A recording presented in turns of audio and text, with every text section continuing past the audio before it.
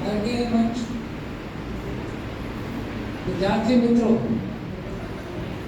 आज मैं विद्यार्थियों के लिए ज़्यादा नहीं बोलूँगा क्योंकि आज का दिन शिक्षकों का है। किसका दिन है? हाँ, तो मैं आज हमारे जो शिक्षक हैं जिनके लिए हमारे मन में बहुत सम्मान है, हम उनके साथ आज बात करेंगे। भारत के राष्ट्रपति शंकर दयाल शर्मा जी ओमान की यात्रा पर गए। लोगों ने देखा कि ओमान के राजा साहब शंकर दयाल शर्मा जी को रिसीव करने खुद से आए। लोगों ने राजा साहब से पूछा कि आप नॉर्मली एयरपोर्ट खुद से नहीं आते, आज आप खुद से आए, what is the reason behind it? क्या कारण है कि आप आज खुद से आए? ओमान के राजा साहब ने कहा कि जब मैं हिंदुस्तान में पढ़ाई करता था तो शंकर दयाल शर्मा जी हमारे प्रोफेसर थे, हमारे शिक्षक थे, और आज मैं जो कुछ भी हूँ उसका सारा का सारा श्रेय हमारे शिक्षक को जाता है। और शिक्षक के प्रति मेरे मन में बहुत रिस्पेक्ट है, आदर है, और इस रिस्पेक्ट के कारण मैं राजा होने के बावजूद आज शंकर दयाल शर्मा जी को रिसीव करने आया। आप देखो, एक राजा के मन में एक शिक्षक के प्रति कितना सम्मान है या नहीं है? कि वो खुद से आए। और जब मैं देखता हूँ कि भाई इतने सम्मान का कारण क्या है, तो मुझे दो तीन कारण दिखते हैं। हम पेरेंट्स अपने बच्चों से सबसे ज़्यादा प्रेम करते हैं और इन बच्चों का भविष्य बनाने किसके पास भेजते हैं? न डॉक्टर के पास, न इंजीनियर, न एडवोकेट, किसी के पास नहीं, शिक्षक के पास। मतलब हम सबसे ज़्यादा भरोसा किस पर करते हैं? शिक्षक के ऊपर। दूसरा, शिक्षक सवेरे से शाम तक क्लासरूम में सिर्फ और सिर्फ सच बातें बताते हैं। यस और नो?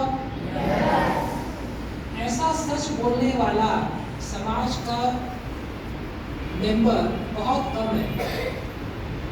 बाकी के प्रोफेशन में आप देखोगे तो कुछ न कुछ ऊपर नीचे चलता है, और शिक्षक ही एक ऐसे व्यक्ति है, समाज के सदस्य हैं, जो सुबह से शाम तक सिर्फ और सिर्फ सच बोलते हैं। यस और नो? तीसरा, शिक्षक को मैक्सिमम सैलरी चेक से मिलती है। Income tax point of view से भी वो सारा इनकम टैक्स देते हैं, तो समाज के सबसे ज़्यादा ऑनेस्ट मेंबर मैं शिक्षक को मानता हूँ। अब देखो, इतने ज़्यादा इम्पोर्टेंट और रिस्पेक्टेबल हमारे शिक्षक हैं, और यही कारण रहा होगा कि शंकर दयाल शर्मा जी को रिसीव करने ओमान के राजा खुद से आए।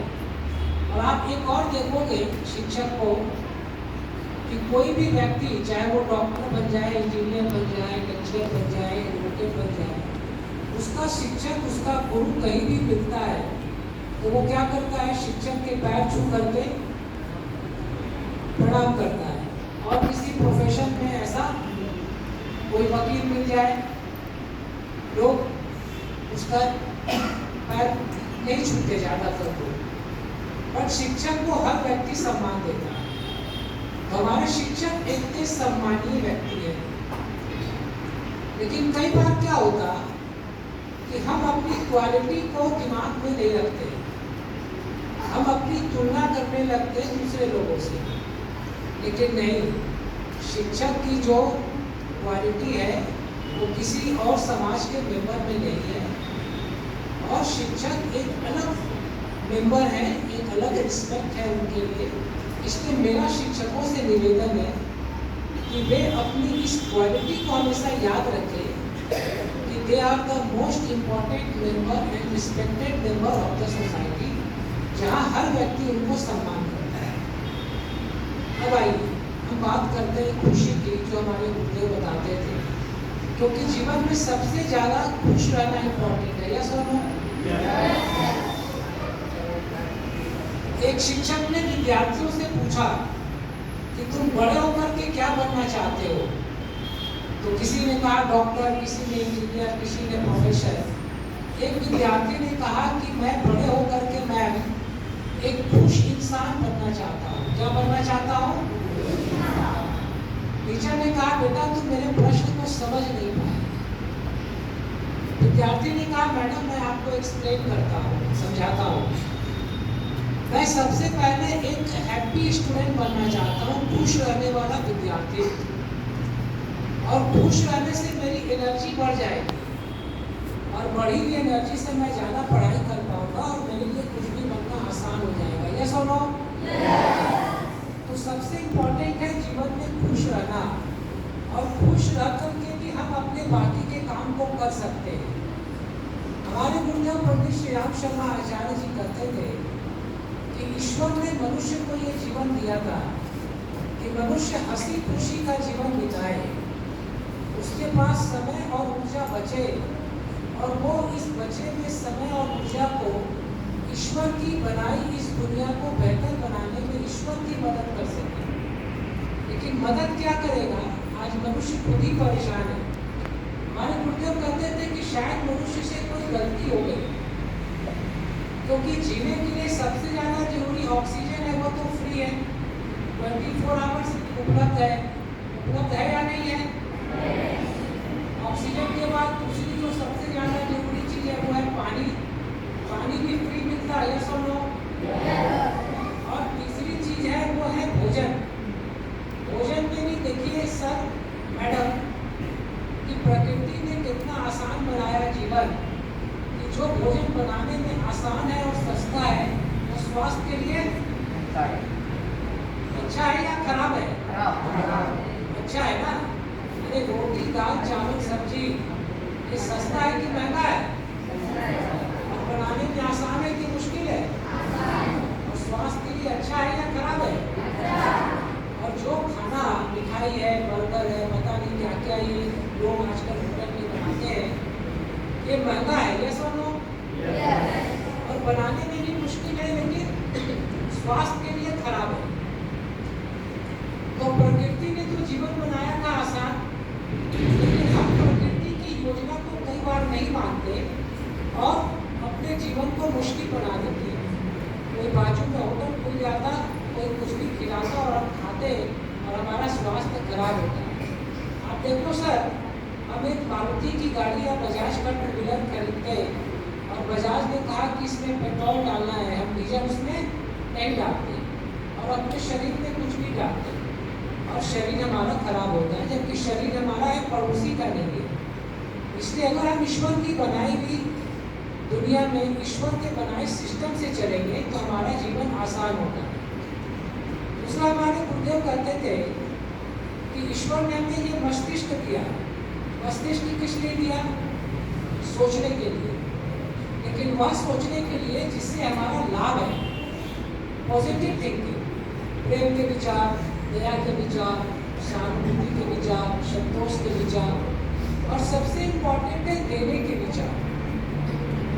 हमारे गुरुदेव कहते थे कि मनुष्य देवता है। मनुष्य क्या है?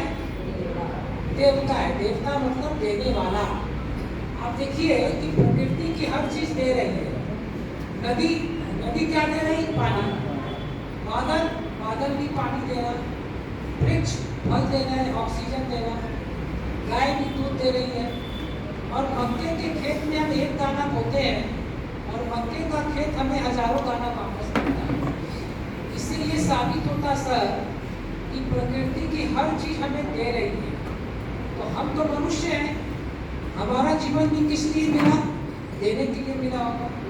और आप देखो कि जब हम देते हैं तो हमें अच्छा लगता है। और प्रकृति ने हमें और आपको किस प्रोफेशन में डाल दिया? शिक्षा के प्रोफेशन में गुरु बना दिया आपको। क्या हमें भी आज लेक्चर देने का मौका दिया तो बाय डिफॉल्ट हम देने वाले व्यक्ति हो गए। आप विद्यार्थियों का जीवन बना रहे हैं। यही कारण तो है कि ओमान के राजा एक शिक्षक को रिसीव करने एयरपोर्ट पर आए तो तो आपको देने वाले प्रोफेशन में भगवान ने डाल दिया कि आपको जीवन भर देने का एक अवसर दे दिया। अगर हम और आप किसी और प्रोफेशन में होते, चलो मैं तो बिजनेसमैन भी हूँ, बिजनेसमैन के साथ साथ अपना ये समय भी लगाता हूँ, स्कूल में जाता हूँ, हर जगह जाता हूँ, शिवानी सर ने बताया आपको, लेकिन आपको सुबह से शाम तक देने का काम भगवान ने दिया, आपको सेलेक्ट किया देने के लिए। अब देने में आपको आने भी नहीं मिलता होगा, और देना हमारा कर्तव्य है क्योंकि प्रकृति की हर चीज दे रही है। और हम जब देते हैं ना तो बदले में हमें कई गुना वापस मिलता है। देखो मैं एक बिजनेसमैन हूँ, मैं अपना जो भी समय, जो भी साधन देने में लगाता हूँ, मैं उसको देना नहीं समझता हूँ, मैं उसको लेना समझता हूँ। जैसे हम बैंक में पैसा जो देते हैं वो बैंक को देते नहीं है सर। हम जो भी 10,000, 1 लाख, 2 लाख, 5 लाख बैंक को देते हैं, बैंक हमें ब्याज सहित तो वापस करती है, मतलब देना नहीं है, बैंक से लेना है, भविष्य में लेना है। उसी तरह से हम जो देते हैं ना, चाहे बच्चों को दें, चाहे प्रकृति को दें, चाहे अपने परिवार के लोगों को दें, अपने मित्र को दें, वो प्रकृति सब जोड़ती रहती है, हमें वापस करती है। आप किसी भी चैरिटी करने वाले आदमी को गरीब नहीं देखोगे। आपके सामने ढेरों एग्जाम्पल है। आप रतन टाटा जी को देखो, आज कितने दिन से समाज को देने का काम कर रहे हैं, आज तक उनका नुकसान हुआ क्या? तो आप और हम अगर देने के प्रोफेशन में आ गए, बाय डिफॉल्ट प्रकृति ने दे दिया, तो हमारा कर्तव्य है देना, और इसके बदले हमें कुछ ना कुछ मिलता भी है, चाहे वो समाज से मिलता हो, सरकार से मिलता हो, चाहे बच्चों से रिस्पेक्ट मिलता हो, प्यार मिलता हो। तो हम ये देने का काम कंटिन्यू रखें, इससे हमारा कर्तव्य भी पूरा होगा और बदले में हमें मिलेगा भी। और जो भी व्यक्ति अपना कर्तव्य नहीं करता है, प्रकृति उसके प्रति कुछ न कुछ उसके विपरीत सोचती है। मैं गायत्री परिवार से हूँ, हमारे यहाँ कई गायत्री परिवार की दीदी हैं जो हमारे गुरुदेव के इंस्ट्रक्शन पे गांव-गांव जाकर के बच्चों को सिखाती थी, प्रचार करती थी। एक हमारे यहाँ मुन्ने दीदी है, वह बोला कि 100 गांव में जाकर के गांव के लोगों को उन्होंने सिखाया क्या करना चाहिए, क्या नहीं करना चाहिए, और हमारे गुरुदेव ने 3200 किताबें लिखी, किताबों के विषय में बताया। उनके पड़ोसी बोलते थे कि तुम छोटे छोटे बच्चों को छोड़ करके ये गांव-गांव जाती हो ना, तुम्हारे बच्चे बर्बाद हो जाएंगे। और वो मूल्य दीदी मुझे बता रही थी कि उनके बच्चे तो बर्बाद नहीं हुए, उनके दोनों बच्चे इंजीनियर बन गए, लेकिन जो बोलते थे कि तुम ये अपने बच्चों को छोड़ करके गांव के बच्चों को जा रही हो सिखाने, तुम्हारे बच्चों का भविष्य खराब हो जाएगा, लेकिन उनके दोनों बच्चे आज इंजीनियर हो गए पूना में। वो अकोला से दीदी आ गई पूना, और जो बच्चे की माँ बोलती थी कि तुम ये अपना समय बर्बाद कर रही हो, उनके बच्चे आज कुछ नहीं बन पाए। इससे ये साबित होता कि हम अगर बच्चों को शिक्षा देते हैं, पहला बात तो ये मैं मानता नहीं कि ये दूसरे के बच्चे हैं, क्योंकि बच्चे बच्चे होते हैं, चाहे वो किसी के बच्चे हो। और आज अगर ये बच्चे बेहतर होते हैं तो हमारा पुणे बेहतर होगा, और पुणे बेहतर होगा तो हम इसी पुणे में रहते हैं। कई बार हमें स्कूल के लोग पूछते हैं, अरे भाई आप स्कूल आते हैं, आपका क्या लाभ है? मैं कहा देखो मेरा लाभ ये है कि मैं अगर बच्चों को पढ़ा रहा हूँ या कुछ बता रहा हूँ तो पुणे बेहतर होगा, और इसी पुणे में मैं रहता हूँ। एक शिव खेला बहुत बड़े स्पीकर है, मैं उनकी आपको एक बात बताता हूँ। वो एक कारागृह में गए, वहाँ कैदियों को समझाने के लिए कि शराब पीना अच्छी बात नहीं है। तो एक कैदी ने कहा कि शिव खेरा साहब आपको क्या फर्क पड़ता है मैं शराब पीऊँ या ना पीऊँ? शिव खेरा साहब ने कहा देखो भाई कैदी साहब, आप अगर शराब पीने की आदत डालोगे कल को तो आप जेल से बाहर निकलोगे, अब जेल से बाहर निकलोगे आप गाड़ी भी चलाओगे, इस बात की क्या गारंटी है कि आप जिस गाड़ी को चलाओगे शराब पी के, उस गाड़ी के नीचे मैं नहीं आऊंगा? देखिए, तो शिव खेरा उन्होंने कहा कि मेरा एक्सीडेंट आपके द्वारा नहीं हो, इसलिए मैं आपको समझाता हूँ कि आप शराब मत पियो, शराब पी के गाड़ी मत चलाओ। तो हम सब एक दूसरे से जुड़े हैं। और आपने देखा होगा कोविड में हम ये सोचते थे कि चाइना में कुछ भी हो मुझे उससे कोई फर्क नहीं पड़ेगा, लेकिन आप सोचो कि चाइना में वायरस का जन्म हुआ और पुणे में हमारे कितने भाई बहनों का जीवन चला गया, कितने घर में कितनी समस्याएं आई, हमारा व्यापार, आपका जीवन, हमारा जीवन प्रभावित हुआ। कहाँ चाइना और कहाँ हम। तो जिन बच्चों को हम पढ़ा रहे हैं, जिनके भविष्य को बनाने का हमें अवसर मिला है, अगर उन बच्चों का भविष्य हम नहीं बना पाए और वो बच्चे कहीं बर्बाद हो गए, वो बच्चे अगर अच्छे बच्चे नहीं बने, तो कहीं ना कहीं उन खराब बच्चों का असर हमारे जीवन पर पड़ेगा ही पड़ेगा। क्योंकि जब चाइना में जो वायरस जन्म लिया उसका असर हमारे जीवन पर पड़ा, तो ये जो बच्चे हैं अगर ये अच्छे बन जाएंगे तो इन अच्छे बच्चों का असर हमारे जीवन पे पड़ेगा ही पड़ेगा। क्योंकि ये बच्चे अच्छे डॉक्टर बनेंगे, कुछ बनेंगे, तो कल को हमारा कोई ना कोई आदमी जाएगा, ये सही इलाज करेंगे, और नहीं तो कोई गलत डॉक्टर बन गया और हम उसके पास चले गए या हमारा कोई भाई या हमारी कोई बहन चली गई, तो जहाँ एक्सरे करने का जरूरत नहीं है वो एक्सरे कर देगा, जहाँ सर्जरी करने का जरूरत नहीं है वहाँ सर्जरी कर देगा, और एक गलत डॉक्टर को देख करके दूसरा डॉक्टर गलत बनेगा और फिर सारे डॉक्टर गलत हो जाएंगे और हमारा इलाज गलत हो जाएगा। इसलिए हम अपने फायदे के लिए जो भी व्यक्ति हमें मिले, चाहे वो स्टूडेंट हो, चाहे वो टीचर हो, चाहे कोई भी हो, हम उसको उसके भविष्य को बनाने में मदद करें। और वास्तविकता ये है सर, हम उसका भविष्य नहीं बना रहे, हम उसके माध्यम से अपना भविष्य बना रहे हैं।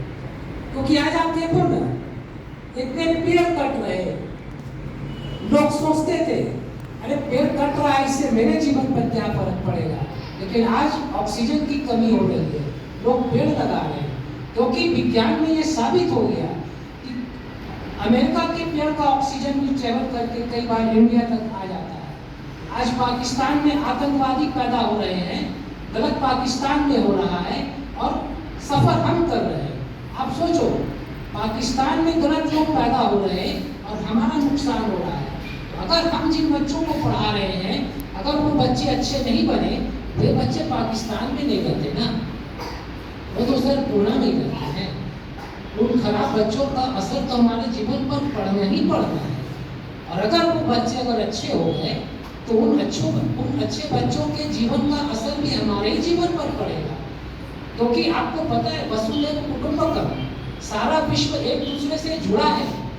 एक व्यक्ति क्रोध करके किसी व्यक्ति पर क्रोध करता है, वो किसी और पर क्रोध करता है, वो किसी और पर क्रोध करता है, और वो क्रोध हमारे ऊपर आ ही जाता है लौट करके। एक छोटी सी आपको मैं कहानी सुनाता हूँ। 50 लोग बैठे हुए थे एक सर्किल में, एक मनीषी व्यक्ति आया, सबने उस मनीषी व्यक्ति ने 50 व्यक्ति को 1-1 रुपया दिया और कहा कि देखो सबके पास 1-1 रुपया है ना। 50 व्यक्ति ने कहा हाँ साहब 1-1 रुपया तो है। अब बोला एक काम करना है, अपने बगल वाले व्यक्ति का, जो दाहिने में व्यक्ति बैठा है, उससे 1 रुपया छीनना है।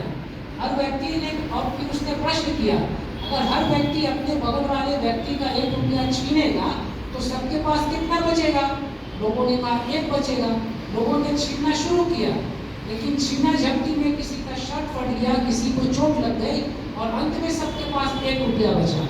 अब उस मनीषी व्यक्ति ने कहा अब तुम क्या करो, अपने दाहिने वाले व्यक्ति को 1 रुपया दो, छीनना नहीं है, देना है।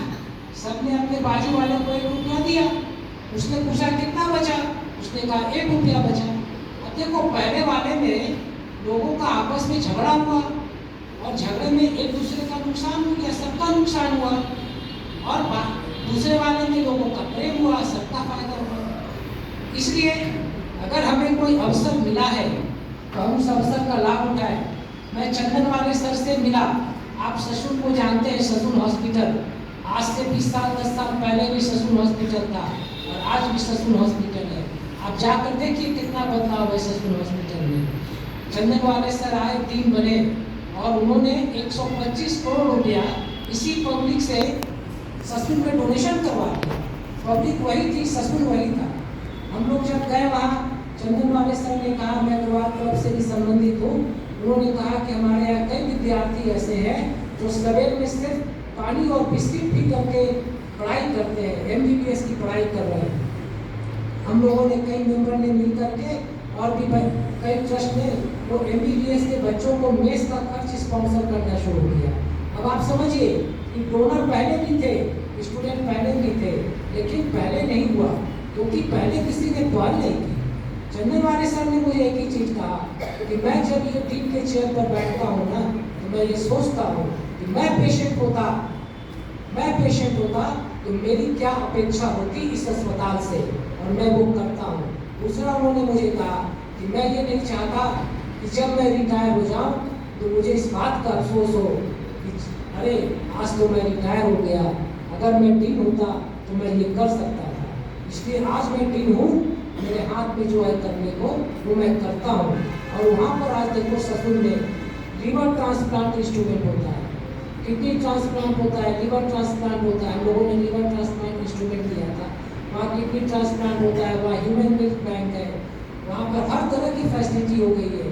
कोई गरीब पेशेंट जाए, हिप इम्प्लांट करना है, वहाँ का सोशल डिपार्टमेंट 1,50,000 रुपया नहीं है उस गरीब व्यक्ति के पास, किसी डोनर को ढूंढ करके लाता है।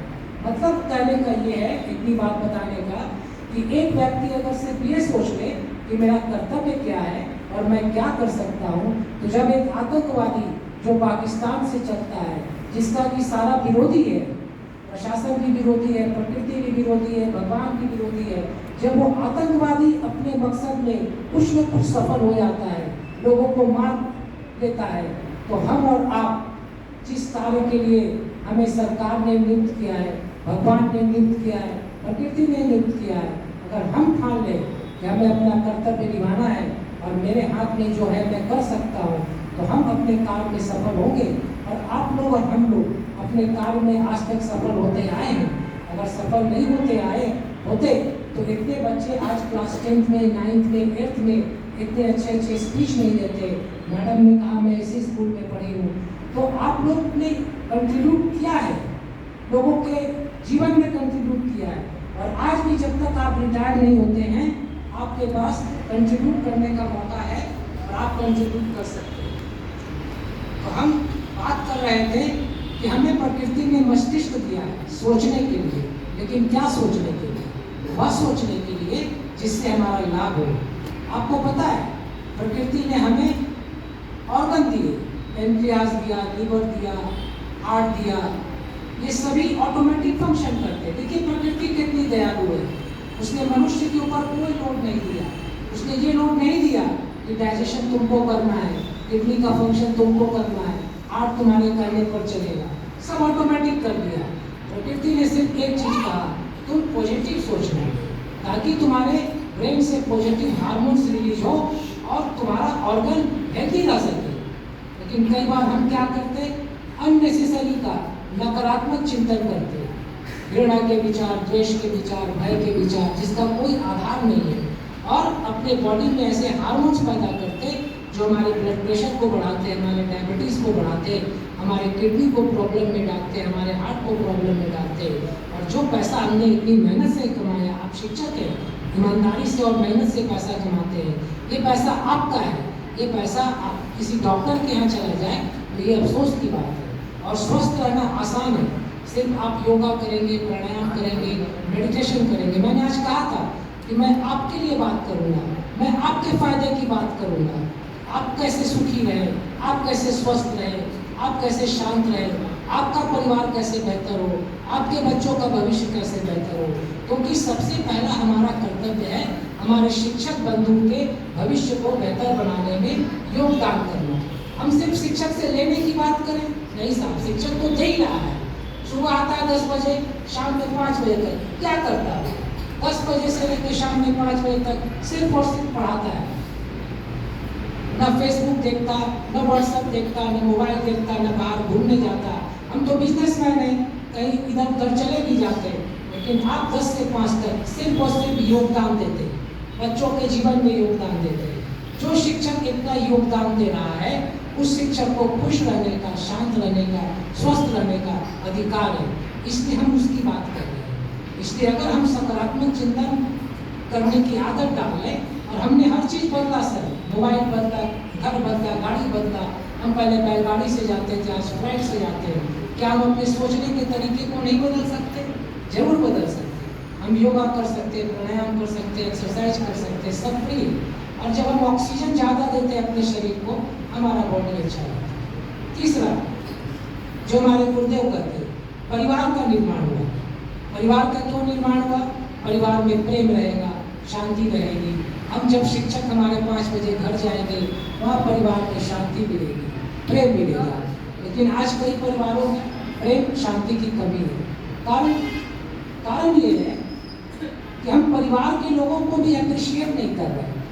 हम क्या सोचते हैं कि अपने बच्चों को उनकी गलती बताएंगे तो वो उस गलती को सुधार करेंगे। ऐसा होता नहीं। हम उनको गलती बताते, वो गलती मानते नहीं। एक पेरेंट्स था, वो अपने बच्चे को बार बार गलती बताता था। अरे भाई तू सवेरे उठ, तू ये नहीं कर रहा, तू वो नहीं कर रहा, तू पढ़ाई नहीं कर रहा, तुझे नंबर कम आ रहा है। उसने देखा कि उसका बच्चा उसकी बात सुनता नहीं, और जब वो बुलाता है उसका बच्चा आता भी नहीं। वो बोलता पापा मैं आता हूँ, थोड़ा 5 मिनट में आता हूँ, और आता नहीं, सोया रहता। तो उसके फादर ने सोचा कि अब मैं इसकी गलती बताता हूँ, अब मैं इसकी कुछ अच्छाइयाँ बताना शुरू करता हूँ। तो उसके फादर ने अपने बच्चे की अच्छाई बताना शुरू किया। बेटा, वो थोड़ा सवेरे उठा तो कहा बेटा आजकल तुम थोड़ा सवेरे उठ रहे हो, थोड़ा पढ़ाई किया, बोला बेटा पढ़ाई कर रहे हो। अब जब बच्चे को अप्रिशिएट किया तो अप्रिशिएशन से आपको पता है बच्चों की एनर्जी बढ़ती है, और एनर्जी बढ़ी तो बच्चे ने ज़्यादा काम किया, ज़्यादा रिजल्ट आया। तो उसके फादर ने टेक्निक बदल दिया। पहले वो गलती बताओ फॉर्मूले पे चल रहा था, अब अच्छाई बताओ फॉर्मूले पे चल रहा है। तो इस तरह से हमारा परिवार भी बेहतर हो सकता अगर हम अपने परिवार के लोगों को अप्रिशिएट करें, उनको धन्यवाद दें, उनके प्रति कृतज्ञता रखें, उनको हम कहें कि आपके कारण ही हम आज तक आगे बढ़े हैं। उनका उत्साह भी बढ़ेगा, उनका भी मनोबल बढ़ेगा। और अगर हमारा स्वास्थ्य अच्छा हो गया, जो खाना है वही खाया हमने, और जो सोचा है वही सोचा, और परिवार अच्छा हो गया, हमारा जीवन अपने आप अच्छा हो जाएगा। और जब हमारा जीवन अच्छा हो जाएगा तो जो हमें दायित्व दी गई है, जो हमें दायित्व दिया गया है बच्चों के भविष्य को बनाने के लिए, वो हम अपना दायित्व पूरा कर सकेंगे। और एक चीज़ हमें हमेशा याद रखना चाहिए, जिस व्यक्ति ने भी संसार में अपना कर्तव्य नहीं किया, गलत किया, तो आपको पता है टिट फॉर टैट, गलत का परिणाम गलत होता है, अच्छे का परिणाम अच्छा होता है। न्यूटन का भी थर्ड लॉ है, every action has opposite reaction. हम अगर दीवार पे बॉल मारते हैं तो बॉल वापस आती है। मक्के के खेत में अगर हम गुलाब का बीज बोते हैं तो गुलाब आता है, ये नहीं कहता है कि मक्के का खेत है तो मक्का आएगा। अगर हम किसी के जीवन में अच्छा करेंगे, चाहे वो हमारा स्टूडेंट हो, चाहे हमारा स्कूल का प्रशासन हो, चाहे हमारा घर हो, चाहे हमारा खुद का जीवन हो, तो जो हम बोएंगे वही हम काटेंगे, हमारे गुरुदेव कहते थे। और आप जानते हैं जिस व्यक्ति ने भी गलत किया है उसका परिणाम उसको गलत मिला ही है, और जिस व्यक्ति ने भी अच्छा किया है उसका परिणाम उसको आज में अच्छा मिला है।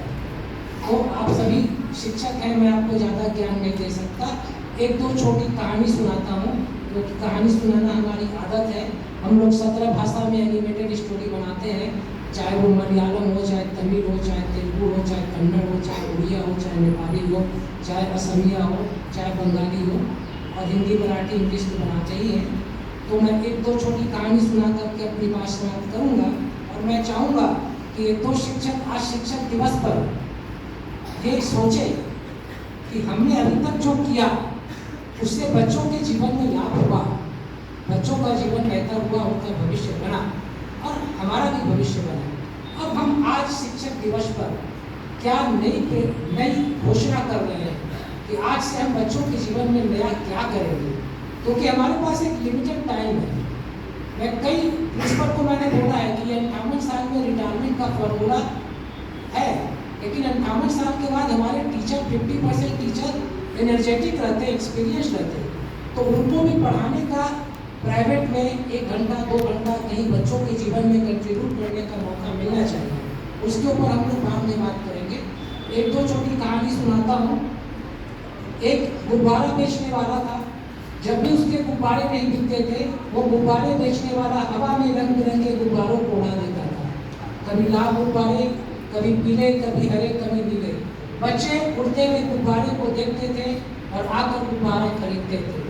एक दिन गुब्बारे वाले के पास एक काला गरीब बच्चा आया और बोला, अंकल आप रोज लाल, गुलाबी, पीले, नीले, हरे गुब्बारे उड़ाते हो अंकल, कभी काला गुब्बारा नहीं उड़ाते, क्या काला गुब्बारा उड़ेगा? गुब्बारे वाले की आंख भर आई। उसने काला गुब्बारा लिया बच्चों और काले गुब्बारे में हवा भरी और गुब्बारे को उड़ा दिया। वो काला गुब्बारा भी उड़ गया। वो काला गरीब झोपड़पट्टी में रहने वाला बच्चा खुश हुआ, लेकिन 2 मिनट के बाद फिर उदास हुआ। गुब्बारे वाले ने पूछा, अरे भाई अभी तो खुश था, अभी उदास क्यों हो गया? उसने कहा, अंकल ये काला गुब्बारा तो उड़ गया, लेकिन मैं तो काला हूँ, मैं तो गरीब हूँ, मेरे पास लोग कहते तेरे पास क्षमता कम है, तू आगे नहीं बढ़ पाए। अंकल ऐसा कोई रास्ता है कि मैं भी काले गुब्बारे की तरह उड़ जाऊं? गुब्बारे वाले की आंख भर आई।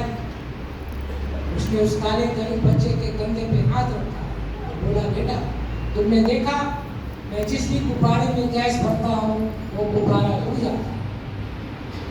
मतलब गुब्बारे को उड़ने के लिए रंग से मतलब नहीं है, उड़ने के लिए हवा से मतलब है। उसी तरह से किसी भी विद्यार्थी को, किसी भी व्यक्ति को आगे बढ़ने के लिए साधन से मतलब नहीं है, रंग से मतलब नहीं है, अमीरी गरीबी से मतलब नहीं है। सिर्फ एक चीज से मतलब है कि उसका चिंतन कैसा है, सकारात्मक सोचता है या नकारात्मक सोचता है। और हार्वर्ड यूनिवर्सिटी में सर्वे हुआ कि 80% लोग अपनी सकारात्मक चिंतन के कारण ही आगे बढ़ते हैं। वो ये हर पल सोचते हैं कि साधन कम हो, ज़्यादा हो, इससे मुझे मतलब नहीं है, परिस्थिति अच्छी हो, बुरी हो, इससे मुझे मतलब नहीं है। मेरे हाथ में जो करना है वो मैं करूँगा, और जब मैं जो करना है वो करूँगा तो मेरे कर्म मुझे आगे बढ़ाएंगे। और ये सकारात्मक चिंतन उसे आगे बढ़ाते हैं। और वो गुब्बारे वाले ने उस गरीब काले बच्चे को समझाया कि तेरे पास 3 साधन है, दिमाग है, समय है और शक्ति है। और दिमाग, समय, शक्ति प्रकृति ने सबको दी है, चाहे गरीब हो, अमीर हो, कोई आदमी हो। और अगर दिमाग, समय, शक्ति का उपयोग करेगा तो तू जरूर आगे बढ़ेगा। वो काला गरीब बच्चा दिमाग, समय, शक्ति का उपयोग करने लगा, आगे बढ़ा। जब वो काला गरीब बच्चा दिमाग, समय, शक्ति का उपयोग करके आगे बढ़ सकता है तो इस संसार का हर व्यक्ति, चाहे कहीं भी बैठा हो, किसी भी परिस्थिति में बैठा हो, वो भी आगे बढ़ सकता है। बढ़ सकता है या नहीं बढ़ सकता विद्यार्थी मित्रों? बढ़ सकता है। लेकिन कई बार क्या होता, हम 1 बार 2 बार कोशिश करते और सफल नहीं हो पाते। एक हाथी का बच्चा था, उसे जंजीर से बांध दिया। हाथी के बच्चे ने जंजीर तोड़ने की काफी कोशिश की, लेकिन जंजीर तोड़ नहीं पाया। हाथी का बच्चा धीरे धीरे बड़ा होता गया, और जैसे जैसे बड़ा होता गया वैसे वैसे उसकी ऊर्जा बढ़ती गई। एक आदमी आया, बोला, अरे भाई हाथी, जंजीर में क्यों बंधा है? कोशिश कर और जंजीर को तोड़ दे। उस हाथी ने कहा, मैंने कोशिश की थी लेकिन मैं सफल नहीं हुआ। कई बार हम नहीं बोलते, हम शिक्षक, अरे इस बच्चे को तो समझाते समझाते मैं थक गया, ये सुनता ही नहीं है। वैसे ही उस हाथी ने कहा, मैंने कोशिश की थी, मैं सफल नहीं हुआ, कोशिश करने से कोई लाभ नहीं है। तो वो हाथी ने कोशिश नहीं की और जंजीर में बंधा था। वो व्यक्ति दूसरे हाथी के पास गया, उसको बोला, अरे भाई कोशिश कर। दूसरे हाथी ने सोचा कि कोशिश करना तो मेरे हाथ में है ना, मैं कोशिश करता हूँ। उसने कोशिश की और जंजीर टूट गई और हाथी आजाद हो गया। पहले हाथी ने बार बार कोशिश नहीं की और दूसरे हाथी ने बार बार कोशिश की, और बार बार कोशिश से वो हाथी सफल हो गया। इसलिए चाहे हम शिक्षक हो, चाहे हम व्यापारी हो, चाहे कोई व्यक्ति हो, हमें बार बार कोशिश करना पड़ेगा। KFC आज पूरे वर्ल्ड में है, जैसे पिज्जा हट है, उसी तरीके से KFC आज पूरे वर्ल्ड में उसके आउटलेट है। KFC का जो ऑनर था वो 67 साल की उम्र में 67 साल की उम्र में सर अपने नई रेसिपी को बेचने के लिए 1007 लोगों के पास गया। 1007 लोगों ने कहा, हमें तुम्हारी रेसिपी नहीं चाहिए। लेकिन वो KFC का ऑनर रुका नहीं, 1008वें लोगों के पास गया और 1008वां आदमी कहा, यस आई नीड इट, और वहाँ से उसकी शुरुआत हुई पूरे वर्ल्ड में। इसलिए कोई भी व्यक्ति अगर लगातार कोशिश करे तो उसे सफल होना ही होना है। इतिहास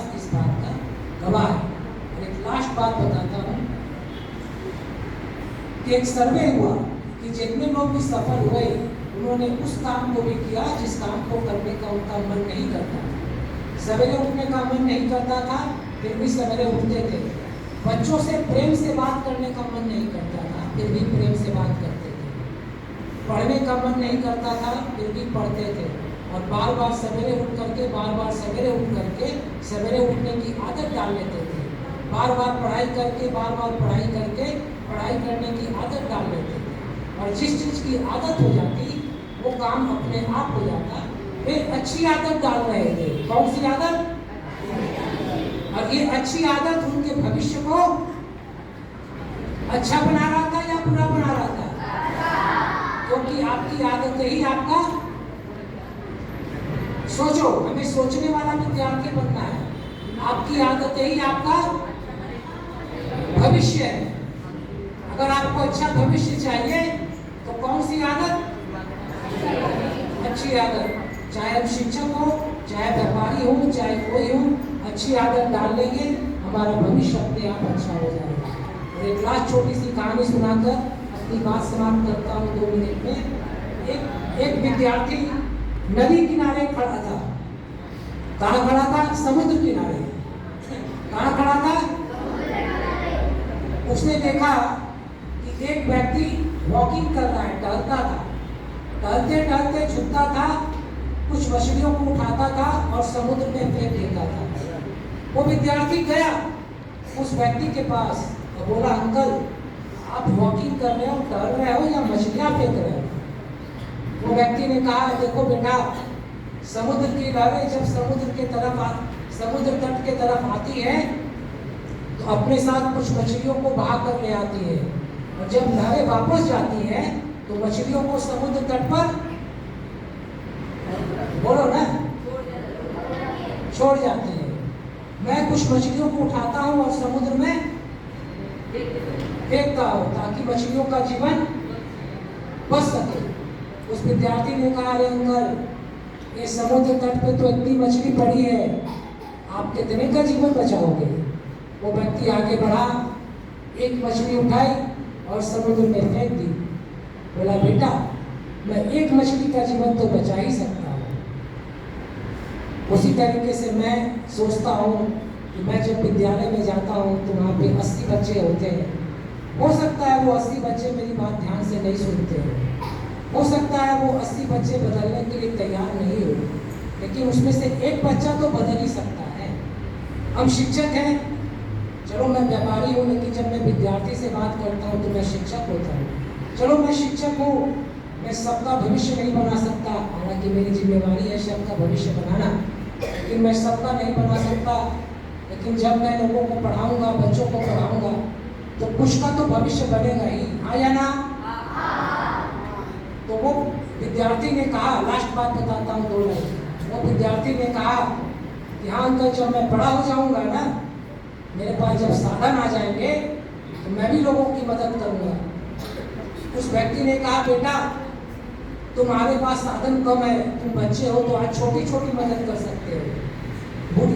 भूखे को एक रोटी खिला सकते हो, प्यासे को पानी पिला सकते हो, अपने से छोटों को प्यार दे सकते हो, बड़ों को सम्मान दे सकते हो, और स्कूल प्रशासन की बात मान करके स्कूल प्रशासन की मदद कर सकते हो, शिक्षक की बात सुन करके शिक्षक की मदद कर सकते हो। और वो लड़का बोला, हाँ अंकल, मैं आज से ही छोटी छोटी मदद करूंगा और अपने आप को बड़ा बनने पर बड़ी मदद करूंगा। मेरा ये आप लोगों से निवेदन है, हम जहाँ भी बैठे हैं, जिस हाल में भी बैठे हैं, हम जो भी दूसरे के जीवन में रोशनी डाल सकते हैं, हम छोटी छोटी रोशनी डालें, क्योंकि छोटा छोटा दीपक एक दिन बड़ी रोशनी पैदा कर सकता है।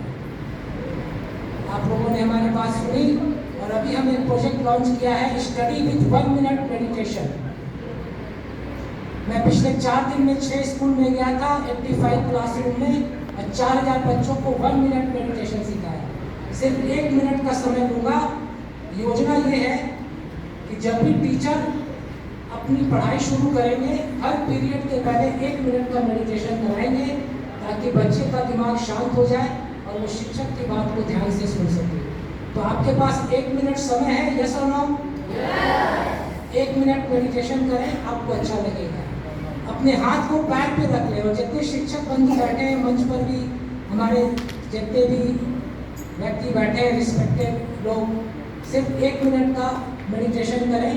अपने हाथ को पैर पे रखें और बैक स्ट्रेट करें, जिसको टाट बसर करते हैं, बैक स्ट्रेट, और हाथ को पैर पे रखें और आंखें बंद करें और हिलना डुलना बंद करें सिर्फ 1 मिनट के लिए।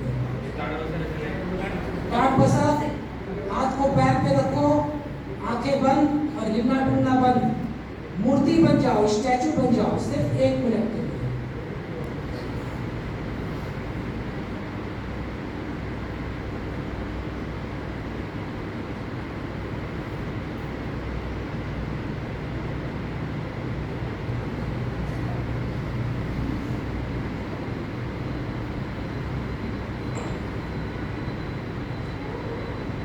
आपका मन शांत हो रहा है।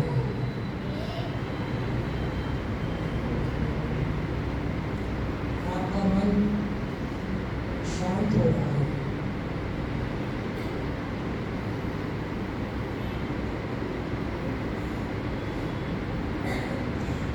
अब अपना ध्यान अपनी आती जाती सांसों पर। सांसें अपने आप आती हैं और सांसें अपने आप बाहर जाती हैं। कोई प्रयास नहीं करना पड़ता।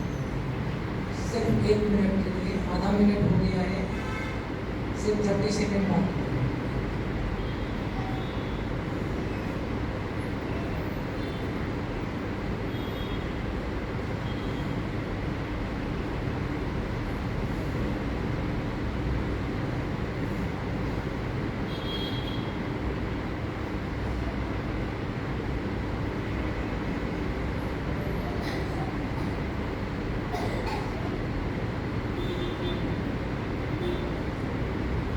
ध्यान आपकी सांसों पर।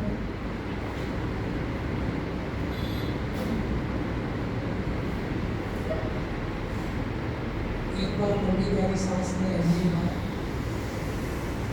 और धीरे धीरे छोड़ दें। विद्यार्थी मित्रों,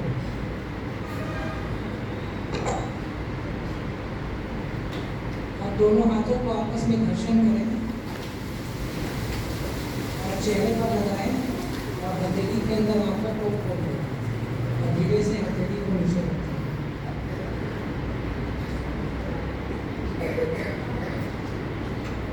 हथेली को नीचे रखें। आपका मन कुछ शांत हुआ।